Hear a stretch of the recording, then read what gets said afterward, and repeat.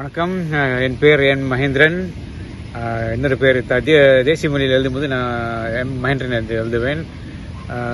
தமிழ் மொழியில் எழுதும்போது என் பேர் எம் பிரபு வெந்தோங்.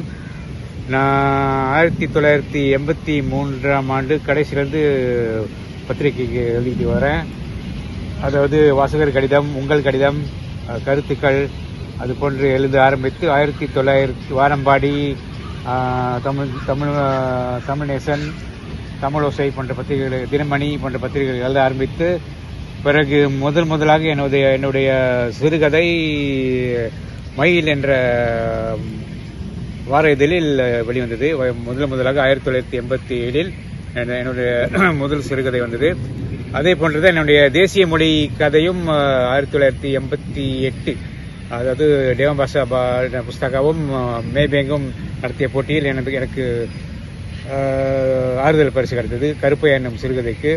அதாவது 1988, அதாவது 1987 தொடர்ந்து நான் சிறுகதை எழுதிக்கிட்டு வரேன். 1987 முதல் கொண்டு தேசிய மொழியிலும் தமிழ் மொழியிலும் மாறி மாறி கதைகள் எழுதி கொண்டு வருகின்றேன். பெரும்பாலும் தமிழ் பத்திரிகைகளுக்கு, மாத இதழ், வார இதழ்களுக்கு பெரும்பாலும் எழுதி வந்திருக்கிறேன். அதே போன்றுதான் தேவபாஷா வெளியிட்ட சஞ்சிகைகளுக்கும் நான் சிறுகதைகள், பிறகு அவர்கள் நடத்திய போட்டிகளிலும் நான் பங்கு பெற்று வென்றிருக்கின்றேன். அதைத் தொடர்ந்து நான்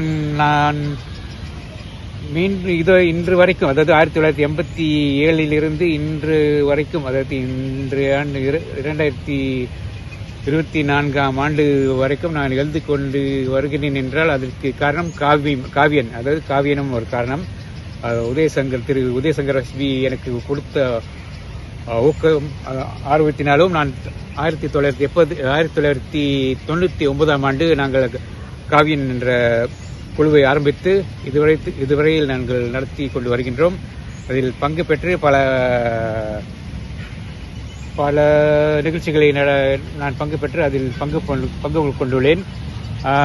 அதன் மூலமாக, அதாவது காவியம், நான் சிறுகதைகள் எழுத ஆரம்ப காலத்தில் நான் எங்கேயும் நான் பயிலவில்லை. அதாவது என்னுடைய சொந்த ஆர்வத்தினால் புத்தகங்கள், நாவல்கள் படித்த, சிறுகதை தொகுப்பு படித்ததன் மூலமாக தான் நான் எழுத ஆரம்பித்தேன். ஆனால் காவியன் மூலமாகத்தான் நான் முறையாக சிறுகதைகள் எப்படி எழுத வேண்டும் என்று நான் கற்க ஆரம்பித்தேன். அதாவது நான் பல கதைகள் எழுதியிருந்தாலும் அதன் பிறகுதான் நான் எவ்வாறு சிறுகதைகள் என்றால் என்ன, சிறுகதை என்றால் என்ன, அது ஆரம்பம், தொடக்கம், முடிவு, பிறகு அது முறையாக எழுதி முறையாக எவ்வாறு அந்த பத்திரிகைகளுக்கு, அதாவது மற்ற ஊடகங்களுக்கு அனுப்ப வேண்டும் என்று நான் காவியனில் சேர்ந்த பிறகுதான் நான் கற்றுக்கொண்டேன். இப்பொழுதும் நான் இவ்வளவு வயதாகியும் நான் இன்றும் பயின்று கொண்டு தான் இருக்கின்றேன். அதாவது நிறைய எழுதினாலும் கூட நான் இனி இந்த அளவும் கூட இந்த இன்னொடியில் வரைக்கும் நான் பயின்று கொண்டு தான் இருக்கிறேன். அதாவது தேசிய மொழியில் பயின்றாலும் கூட, எழுத பயின்றாலும் கூட, அது எனக்கு தமிழ் மொழியிலும் எழுத மிகவும் உதவுகின்றது. அது பயிற்சி பட்டறைகள், கலந்துரையாடல்கள் மூலம் நான் பங்கு கொள்வதன் மூலம் எனக்கு நான் என்னுடைய எழுத்தாற்றலை வளர்த்துக்கொள்ள என்னால் முடிகின்றது. முன்பு சிறுகதைகள் எழுதி கொண்டிருந்தேன். நான் இப்பொழுது நான் தேசிய மொழியில் பல கட்டுரைகளையும் நான் எழுதி வருகின்றேன். அதாவது போர்ட்டல், சஸ்திரா, காவியன் போன்ற அந்த ஊடகங்கள் மூலமாக, எசென்ட்ரிக்கா ஊடகம் மூலமாகவும் நான் பல கட்டுரைகள் எழுதி வந்திருக்கின்றேன். பெரும்பாலான கட்டுரைகள் என்னுடைய அதாவது நான் வாழ்க்கையில் அனுபவித்த சம்பவங்கள் தொடர்பான கட்டுரைகள் பெரும்பாலும் நான் எழுதி வருகின்றேன். அதாவது இதுவரையில் நான் 2 தொகுப்புகள் எழுதியுள்ளேன். அதாவது தேசிய மொழியில் கருப்பையா என்ற சிறுகதை தொகுப்பு 2018 ஆண்டிலும், தலைவர் எனும் சிறுகதை தொகுப்பு 2021ஆம் ஆண்டிலும் நான் வெளியிட்டுள்ளேன்.